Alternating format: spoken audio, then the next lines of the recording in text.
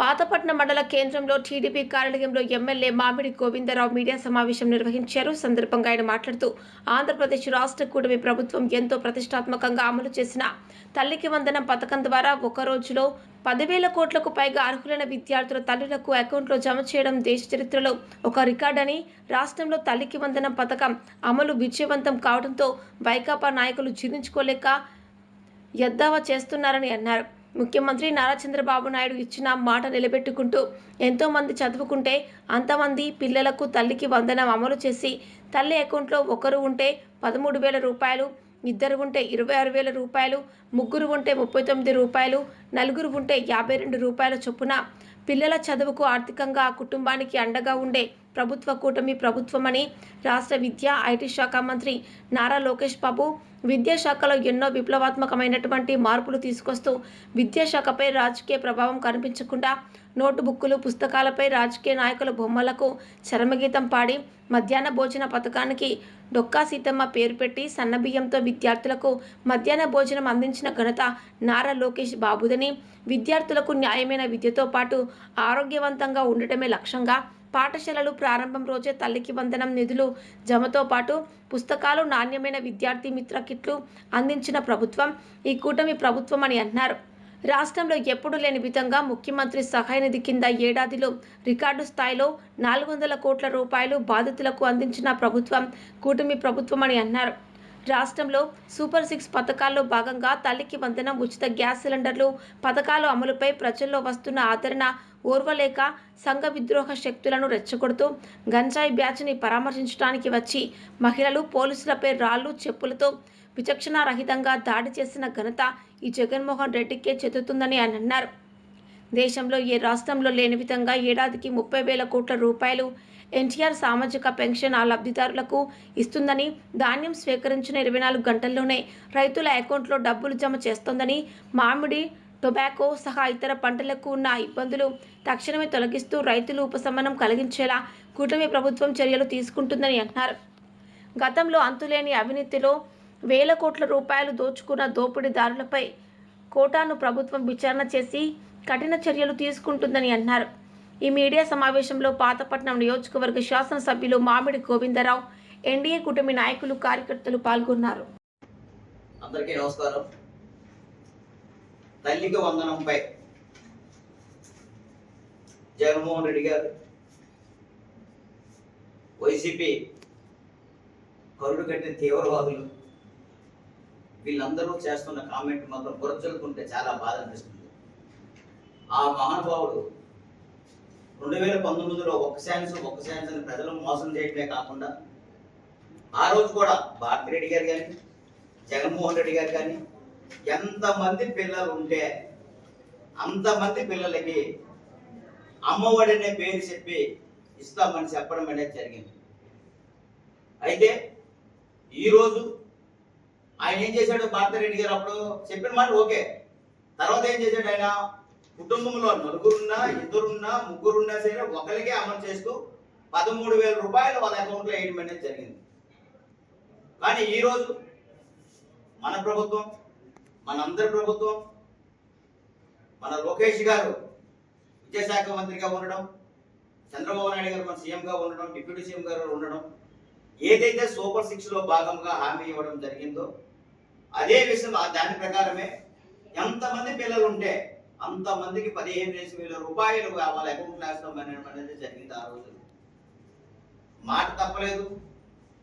ఏ మాట అయితే హామీలు ఇచ్చారో అదే మాట ప్రకారం ఈ రోజు సూపర్ 6లో భాగంగా మొన్ననే మీరు అందరూ చూశారు, జూన్ 12వ తారీఖున ఇద్దరుంటే ఇద్దరు, ముగ్గురుంటే ముగ్గురు, నలుగురుంటే నలుగురు, ఐదుగురుంటే ఐదుగురు, ఉమ్మడి కుటుంబంలో 12 మంది ఉంటే 12 మంది అకౌంట్లో కూడా డబ్బులు పడడం అనేది ఒక్క తెలుగుదేశం ప్రభుత్వం, ఎన్డీఏ కూటమి ప్రభుత్వంలో సాధ్యమవుతుంది. మీ అందరినీ చెప్తున్నాను. ఈ ఒట్టు చేసి చెప్తున్నారు. ఆయన ఏమో 15,000 ఇస్తానని చెప్పి 13,000 రూపాయలేమో తల్లికి అమ్మఒడి అని చెప్పి పిల్లల అకౌంట్లో వేయొచ్చు, 2,000 రూపాయలేమో స్కూల్ అకౌంట్కి అని చెప్పవచ్చు అని చేయొచ్చు. ఎవరు? గత మాజీ సీఎం గారు. కానీ ఇప్పుడు మన సీఎం గారు మాత్రం అసలు వ్యత్యాసం చూడడం లేదు. ఇక్కడ ఏ మన సీఎం గారు ఎంతమంది పిల్లలు ఉంటే అంతమంది అకౌంట్లో 13,000 రూపాయలు వేస్తూ 2,000 రూపాయలు స్కూల్ మెయింటెనెన్స్, స్కూల్ డెవలప్మెంట్ అనేది కాస్ట్ మంచి అది చేయడం అనేది జరిగింది. కానీ వాళ్ళు ఏం చెప్తున్నారు, లోకేష్ గారి అకౌంట్లో జోబీలో వేసారని చెప్తున్నారు. ఇది ఎంత దౌర్భాగ్యంగా ఉంటుందో, ఎంత దరిద్రంగా ఉంటుందో ఒకసారి మీరు ఆలోచించండి. నువ్వు వేసింది ఒక్కరికి, ఆ ఒక్కరికి వేసిన డబ్బుల్లో కూడా నువ్వు 2,000 రూపాయలు ఆల్రెడీ స్కూల్ మెయింటైన్ చేసావు. కానీ ఇక్కడ మేము 5 పిల్లలు ఉన్నా, 3 పిల్లలు ఉన్నా, 4 పిల్లలు ఉన్నా, 2 పిల్లలు ఉన్నా సరే ప్రతి ఒక్కరి అకౌంట్లో కూడా నువ్వు 13,000 రూపాయల్లో వేయడం అనేది జరిగింది. ఏ ఊరు వెళ్ళినా, ఏ వార్డు వెళ్ళినా, ఎక్కడికి వెళ్ళినా సరే చూడండి, బాలాభిషేకాలు తల్లిదండ్రులు ఎంత ఆనందంగా ఉన్నారు. ఒకప్పుడు భయం వేసింది. 3 పిల్లలు ఉండేవాళ్ళు ఇంట్లో, 2 పిల్లలు ఉండేవాళ్ళు ఇంట్లో. స్కూల్ ఓపెన్ అయినప్పుడు డబ్బులు పడేవి కావు. గతంలో జగన్మోహన్ రెడ్డి చేసిన మోసం, ఎప్పుడు డబ్బులు వేసేవాడో ఎప్పుడు వేయేవాడో తెలిసేది కాదు. అలాంటిది ఈ రోజు డేట్ అంటే డేట్, స్కూల్ రీఓపెనింగ్ రోజు జూన్ 12 అంటే ఆ 12 తారీఖున పిల్లల అకౌంట్ లో డబ్బులు పడ్డాం. ఆయన వేసింది ఒక అకౌంట్ లో వేస్తే మనం ఎంతమంది పిల్లల అకౌంట్ ఉంటే అంతమంది పిల్లల అకౌంట్ లో డబ్బులు వేసి ఈ రోజు తల్లిదండ్రులకి ఫీజు భారం లేకుండా హ్యాపీగా ఉందా చేస్తుంటారు.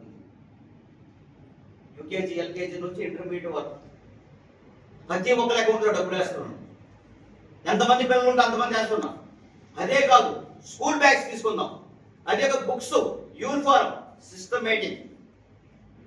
పూర్వం ప్రజలకు మాట్లాడేవాళ్ళు ఏమనేవాళ్ళు చెప్పండి, ప్రభుత్వం మనది, ప్రభుత్వ గవర్నమెంట్ అంటే ప్రజలు అనే ఒక అభిప్రాయం ఉండేది.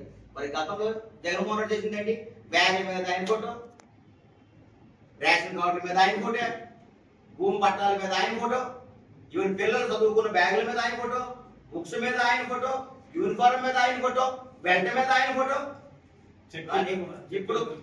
ఇప్పుడు మీరు ఒక్కసారి వెళ్ళి మీరు చూడండి, అక్కడికి వెళ్ళి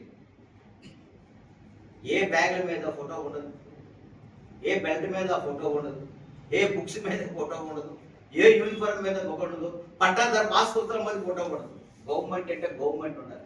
గవర్నమెంట్ అంటే అర్థం ఏంటి, ఒక సీఎం అయినా, ఒక ఎమ్మెల్యే అయినా పార్టీలకు అతీతంగా ప్రతి ఒక్కరికి సమానం ఒక ప్రజలు. కానీ ఆయన చేసింది ఏంటంటే ఓటేసిన వాళ్ళకే ఆయన ఫోటో. ఇది ప్రక్షాళన దారుణం. లోకేష్ గారి పైన నిందలు పోయడం మీద దారుణం. ఆయన రాత్రాపగలు నిద్రాహారాలు మాని కుటుంబం ఎక్కడుందో ప్రజల కోసం కష్టపడుతున్నారు. ఆయన విద్యా వ్యవస్థను తీసుకున్నారు, బలోపేతం చేస్తున్నారు. ప్రతి స్కూల్ని మోడల్ స్కూల్ గా చేస్తున్నారు. స్కూల్లో స్ట్రెంగ్త్ ఎక్కువగా నెక్స్ట్ అప్గ్రేడ్ ఏమో కాలేజీ చేస్తున్నారు.